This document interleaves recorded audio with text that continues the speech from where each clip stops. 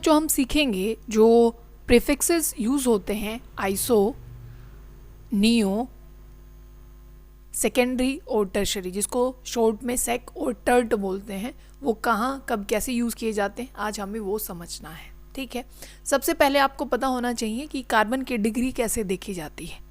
जैसे अगर आप ये देखें, जैसे पहले एग्जाम्पल में लिखा हुआ है तो आपको ये पता है ये प्राइमरी डिग्री का कार्बन है, ये भी और ये भी, क्योंकि एक ही कार्बन से ये वाला कार्बन जुड़ा हुआ है और ये दूसरा कार्बन भी एक ही कार्बन से जुड़ा हुआ है, तो दोनों की डिग्री क्या है 1 डिग्री। ठीक है, अगर आप इस कार्बन की बात करें, ये जो कार्बन है यहाँ पे ये किससे जुड़ा हुआ है, एक इस कार्बन से और एक इस कार्बन से। मान लीजिए यहाँ कुछ नहीं होता, मतलब मैंने बॉन्ड ना दिखाया होता तो आप बता देते कि ये कौन से डिग्री का कार्बन हो जाता, 2 डिग्री का कार्बन हो जाता। और अगर हम बात करें कि यहाँ ऐसे कार्बन और एक कार्बन यहाँ, ठीक है, तो आप कौन से डिग्री का कार्बन ये बोलेंगे 3 डिग्री, कि ये कितने कार्बन से जुड़ा है, 3 कार्बन से और जुड़ा हुआ है। ठीक है, डिग्री आपको पता लग गई।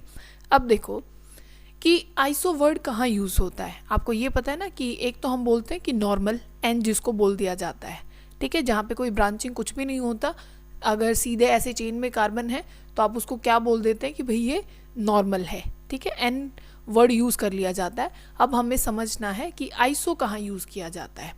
अब ध्यान से देखो, ये जो यहाँ पे लिखा हुआ है तब भी ऐसा ग्रुप आपको मिल जाएगा, कैसा कि ये C और यहाँ H हो और ये CH3 हो और ये CH3, मतलब जहाँ भी आपको 2 CH3 ऐसे दिख जाएं और यहाँ पे ये CH हो और यहाँ कोई बॉन्डिंग हो रही हो, तो इसको आप बोल देते हैं आइसो। क्या बोल देते हैं, आइसो। मतलब ये सारा, ये जो पार्ट है पूरा का पूरा ये होना ज़रूरी है। ठीक है ना, ये जो यहाँ पे लिखा हुआ है तब भी आपको ये पार्ट मिल जाए, ठीक है, तो आप उसको क्या बोल देते हैं आइसो। और मान लो यहाँ पे मैं क्या कर देती, ये यहाँ पे CH3 लगा दिया जाता। ठीक है, तो अब इसको पूरा नाम आप क्या देंगे, देखो कार्बन कितने हैं 3 तो ये हो गए और ये 4, तो इसको क्या बोल देते आइसो ब्यूटेन हो जाता है, ये नाम क्या हो जाता आइसो ब्यूटेन। आइसो इस चीज़ के लिए लगा है और सारे कार्बन आप गिन लेते कि 4 कार्बन है तो कॉमन में जितने टोटल कार्बन होते हैं ना उनको गिन लिया जाता है, तो ये क्या है आइसो ब्यूटेन। अब यहाँ देखो, ये आपको दिख रहा है कि एक कार्बन 3 और कार्बन से जुड़ा हुआ है, तो इसको बोलते हैं हम, इसके लिए वर्ड यूज़ किया जाता है बच्चों टर्ट, क्योंकि ये टर्शरी कार्बन है। ठीक है, क्या है टर्शरी कार्बन है। अब आपको लग रहा होगा कि भाई यहाँ पे भी 3 कार्बन है, मतलब 3 CH3 हैं, देखो दिख रहे हैं 3 CH3 हैं, पर बच्चों यहाँ पे जो ये वाला कार्बन है इसके साथ आपको एक कार्बन और मिलेगा। ठीक है, आपको क्या है एक कार्बन और मिलने वाला है साथ में, बात समझ गए ना। तो ये तो सिर्फ टर्शरी के लिए यूज़ होता है, यहाँ पे आपको एक कार्बन और मिलने वाला है साथ में, जैसे ये लगा हुआ है, ये तो टर्शरी के लिए यूज़ हो गया कि ये 3 CH3 हैं। यहाँ पे भी टर्शरी में आपको क्या देखने को मिलेगा, ये 3 CH3 आपको ज़रूर देखने को मिलेंगे और एक यहाँ पे कार्बन देखने को मिलेगा। इसके लिए फिर आप क्या वर्ड यूज़ कर देते हैं नियो। और अगर ये पोर्शन मिलता है ये वाला CH3 तो यहाँ आइसो, और इसके लिए क्या यूज़ किया जाता है नियो वर्ड यूज़ किया जाता है। समझ गए।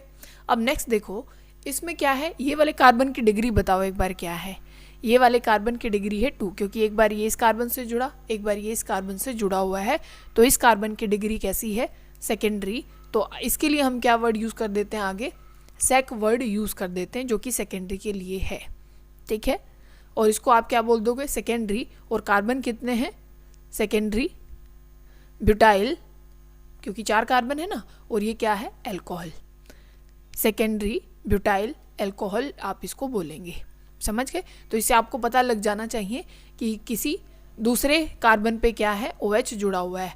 अब देखो, अब आप सोचेंगे अगर भाई यहाँ OH ना लगा के मैं यहाँ OH लगा दूँ तो नाम तो फिर भी सेम रहेगा, दूसरी पोजीशन मिलेगी ना, और यहाँ से भी दूसरी मिल रही थी।